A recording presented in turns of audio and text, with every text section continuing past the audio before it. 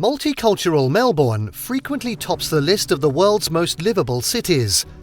Visit this vibrant city at the head of Port Phillip Bay and you'll see why Australia's second largest metropolis exudes an unmistakably European feel. Grand Victorian buildings recall the city's gold rush riches, and tree-lined promenades and a tangle of hidden laneways make exploring the city especially rewarding. In this video, we're going to be taking a look at the top 10 things to do in Melbourne. And just wait till you see the top 3 that we're going to be showing in this video, something you would never even have thought of, so make sure you watch till the end. Oh, before we begin, you can help support our channel by becoming a member of this channel by pressing the join button below. This will help us to bring you more awesome travel videos. So now if you're ready, let's cut to the chase. At 10, take a City Circle tram tour. Want to do some city sightseeing the Melbourne way? Hop aboard the City Circle tram.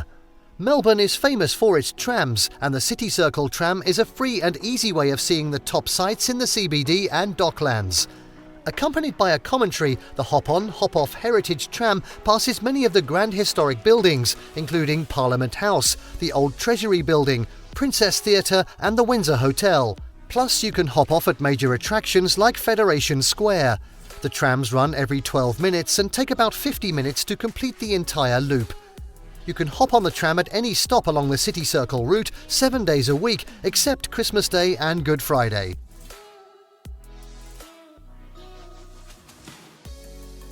At 9, explore the Melbourne Museum and Royal Exhibition Building.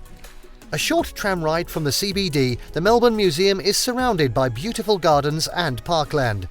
The modern purpose-built museum houses a diverse collection depicting society and cultures, as well as science and the environment.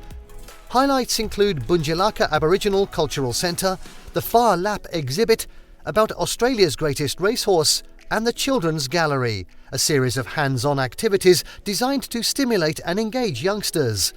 You can also stroll through a vibrant forest and immerse yourself in a world of life-size dinosaurs. Adjacent to the Melbourne Museum is the elaborate Royal Exhibition Building. Built in 1880 to host Melbourne's international exhibition, the building also held the first Commonwealth Parliament of Australia in 1901. Regular tours are available and the building is still used for exhibitions and special events.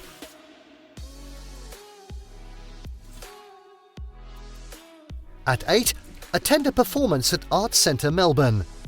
Arts Centre Melbourne is the city's leading arts and culture venue.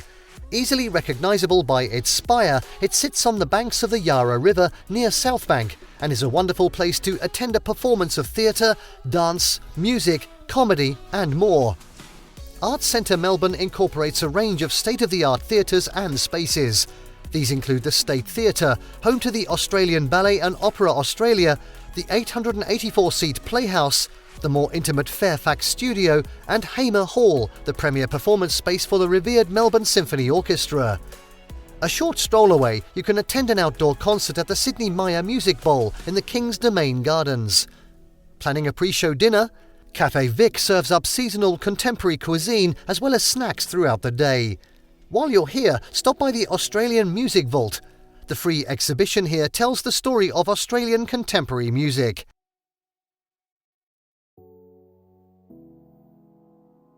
At 7, enjoy the views from the Skydeck at Eureka Tower. Wondering where to find a great view over the city? Head to the 91-storey Eureka Tower in the heart of Southbank. This striking skyscraper was named in recognition of the Eureka Stockade, the 1854 rebellion of prospectors in the Victorian goldfields. Adding to the gold rush theme, the building's gold crown and gold-plated windows literally sparkle when the sun catches the top of the building. Skydeck on the 88th floor affords the highest public view in any building in the Southern Hemisphere.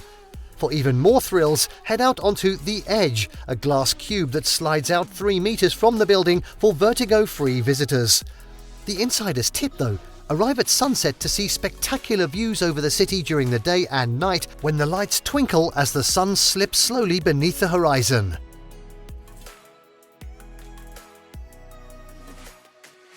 Next up at 6, catch a game at the Melbourne Cricket Ground and visit the National Sports Museum. Melbourne is the sporting capital of Australia, so it's no surprise that a sports stadium numbers among the city's top tourist attractions. With a capacity of 100,000 and a history dating back to 1853, the Melbourne Cricket Ground, or MCG, is considered one of the world's greatest stadiums. It's also the largest and oldest sports venue in Australia.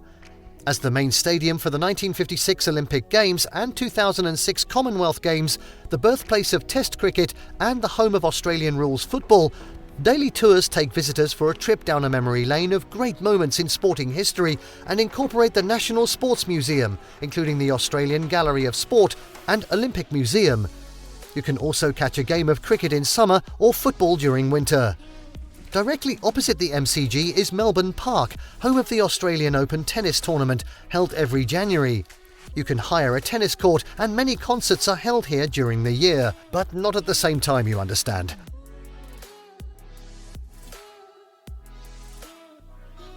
At 5, get a culture fix at Southbank and South Wharf. Need a culture fix? Head to Southbank. Located on the banks of the Yarra River, a short stroll from Flinders Street Station, the scenic precinct is packed with shops, cafes and cultural attractions. It's a wonderful place for a stroll along the river at any time of year. Looking for things to do in Melbourne at night? You'll find some of the city's best nightlife here, especially in the South Wharf area, where heritage sheds are converted into lively entertainment venues.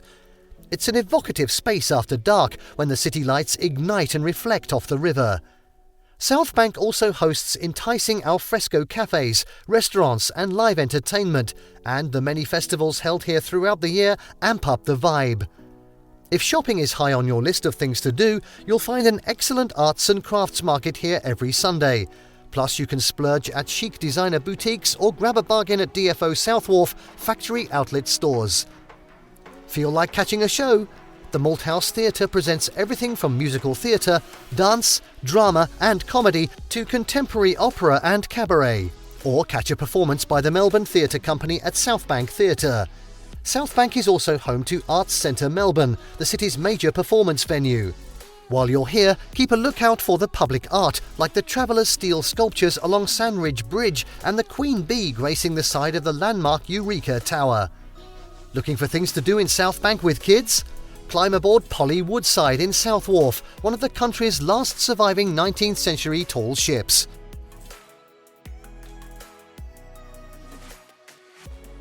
And now at 4, wander through Melbourne's arcades and laneways.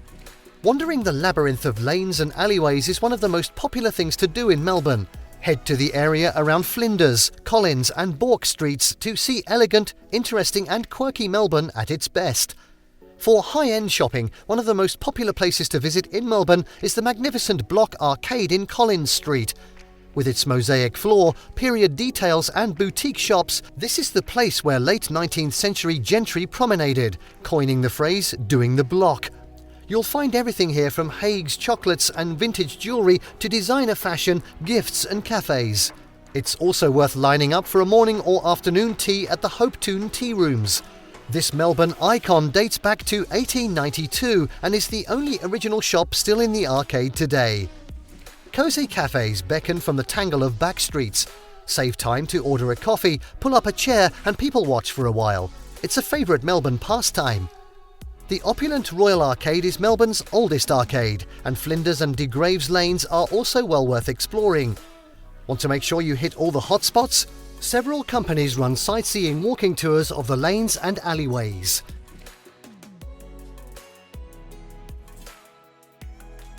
And now at 3, check out Federation Square. When Federation Square opened in 2002 to commemorate 100 years of Federation, it divided Melburnians. There were those who loved it and those who hated it. Either way, Fed Square has become an integral part of the city, a popular meeting place and a great spot for tourists who start their sightseeing. You can't miss Fed Square. It's located opposite Flinders Street Station, a major public transport hub. The building's ultra-modern design of open and closed spaces stands in striking contrast to the surrounding Victorian architecture.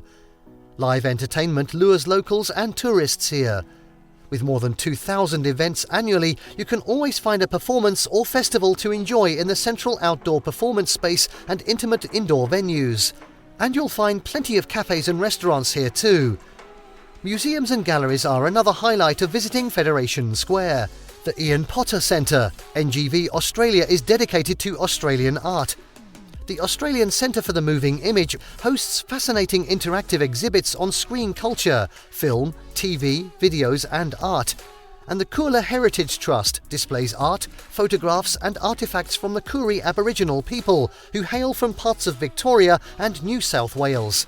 Best of all, entry to these museums is free. Fed Square is also one of the largest free Wi-Fi sites in Australia.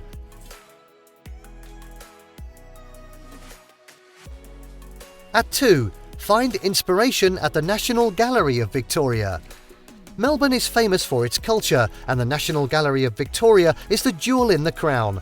It's not only the oldest public art gallery in Australia, it's also the most visited. Here you can admire more than 70,000 works of European, Asian, Oceanic and American art in 2 city locations. The international collection is housed in the St Kilda Road building. The building is renowned for the Great Hall, where visitors are encouraged to lie on the floor and gaze at the colourful stained glass ceiling.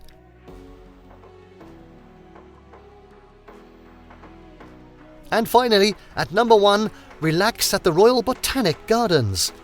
Melbourne's Royal Botanic Gardens are among the finest of their kind in the world.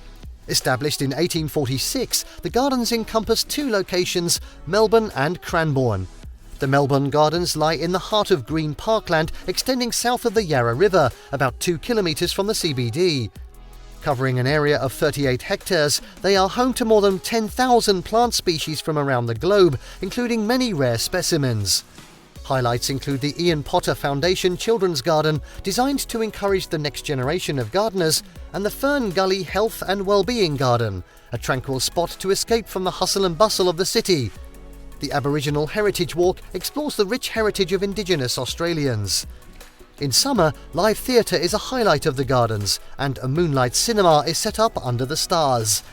Rolling lawns, lakes, large trees and abundant bird life make this a beautiful spot to linger and enjoy a picnic or a traditional high tea at the Terrace Cafe. No matter what time of year you visit these beautiful gardens, this is one of the best free things to do in Melbourne.